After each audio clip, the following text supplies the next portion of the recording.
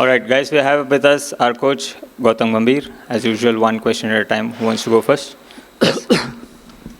Gautam, as a coach, how does this run to the final feel after the lows of the defeats at home to New Zealand and then away to Australia, the Test series, the back-to-back, and then now this run to the final where the team has played flawlessly in all the departments?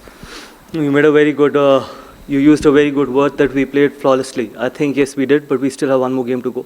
We know that we're a good one-day side, and the most important thing is the way we've actually played throughout this competition. The hunger, the commitment, and the eagerness to try and do something special for the country is always there in that dressing room. Gautam, can you just explain what the dressing room feels like when Virat's out in the middle in a run chase? It feels exactly the same, whoever is there in the middle. It's no different. I mean, he's obviously got such a good everyone record. Is important. For me, I think everyone is important. It feels exactly the same, whether it's Virat in the middle or it's anyone else in the middle. Ultimately, it's about playing for the country, and it's about when you're representing your country, every individual is important. Gautam, was there at any point you thought that it was getting closer too close for comfort?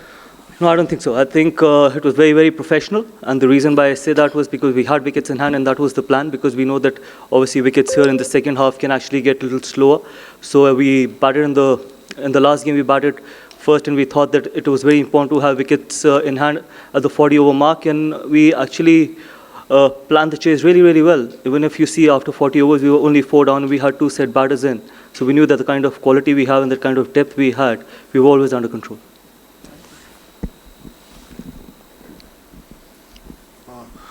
Coach, in successive games in chases against Pakistan and Australia, Kohli has played 2 outstanding innings. Could you just talk about what he has been doing on this sort of pitches? Because where making runs hasn't been very easy and very fluent as well, but he has gone about doing it in his own way just by picking his gaps. Just talk He's a phenomenal one-day cricketer. He knows how to plan his runs. He knows how to plan whether we are batting first or chasing, and he knows that he adapts to the conditions really quickly, and that is why experience and high-quality players are very important. And that's the reason why he's got that kind of a record in one-day cricket, and I hope he continues to do that in future as well. Gautam, can you tell us how did you arrive at the decision of promoting Axar to number 5, and how do you evaluate his performance so far? Look, I've answered it before that we don't care what people say. I think he's a quality player, and it is important. This is how cricket is meant to be played, and this is how we will play the sport. This is how we will continue playing the sport. We know the quality and ability Axar has, and we're going to keep giving him that opportunity at number 5 so that he can keep performing and, more importantly, keep expressing and keep showing his talent to the world. And he's made reasonable amount of contributions since he started batting at number 5. And you guys, people can keep talking about it, that why making Axar bat at number 5. But yes, that's where it is very important, and it is not about individuals, it's about what we want as a team, and we'll continue to do that. Gautam, even with the greatest players, little bits can sneak into their game. Virat Kohli has been out to leg spin a little bit just in the very recent past. Today, 2 leg spinners, he controlled a chase. Was that a conversation that has been there in the dressing room at all, or have you, how do you see his playing leg spin today? Buddy, when you play 300 games, you will end up getting out to some of the spinners. So that's okay. I think he's got 100 in this competition. He's got a 90 in this competition, and eventually we've got runs when you've got runs in this competition, you will eventually get out to some kind of a bowler. So rather than dissecting and bisecting that he's got out to leg spin, I think when you've played 300 ODIs, you will eventually get out to certain kind of bowlers, and that's okay. Before coming here, there was a lot of publicity about Virat taking part in the Ranji Trophy, a lot of excitement as well. And when we look at his performances here, how important is it, do you think, that players of his and Rohit's international experience, when out of form, go back and partake in domestic cricket? Different format, and obviously we haven't played too much of one-day cricket since the last 50-over World Cup, so you can't judge players thinking that obviously they haven't got runs in red ball cricket, so it doesn't mean that they can't get runs in 50-over format. They've been exceptional players in this format. They've done it for so many years, so we had no doubt that they're going to deliver come the big tournaments, and they've exactly done that in this competition. So there was no doubt about their ability, about their experience, and about the kind of experience they bring on the table, and the kind of caliber and the kind of hunger they bring in the dressing room. So there was no doubt about it, that what they could do and what they did in this competition. Coach, you had spoken in the past about KL Rahul being your first preference in this format. He was pushed down the order at 6 with Aksar being accommodated at 5, being a left-hander. As a coach, what were your conversations with someone like a KL who has been batting in top order in the recent past, then in the middle order at 5? So when he comes in at 6, as a coach, आपकी क्या बातें रहती हैं? Like, how do you go about talking cricket with him? Because the role kind of changes when he moves down to 6. You know, in a sport like cricket and in team sport, numbers don't matter, batting positions don't matter. It's the impact that matters.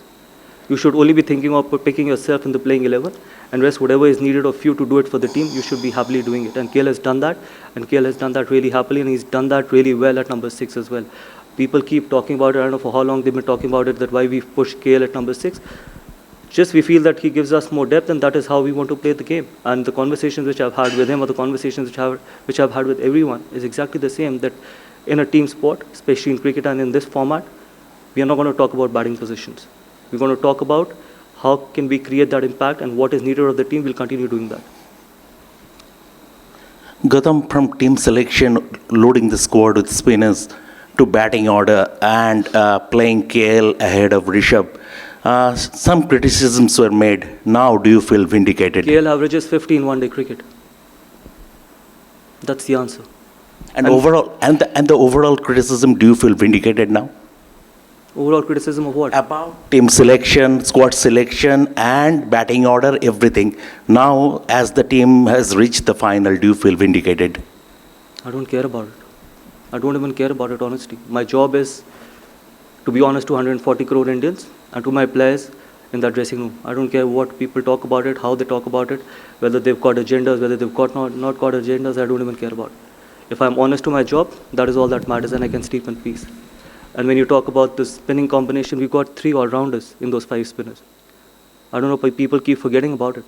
And those 3 all-rounders are quality all-rounders. Actually, in the entire squad, we've only picked 2 frontline spinners. And that is okay. In a 15-member squad, if you pick 2 frontline spinners, that's not too much to be asking for. Thanks, Mike.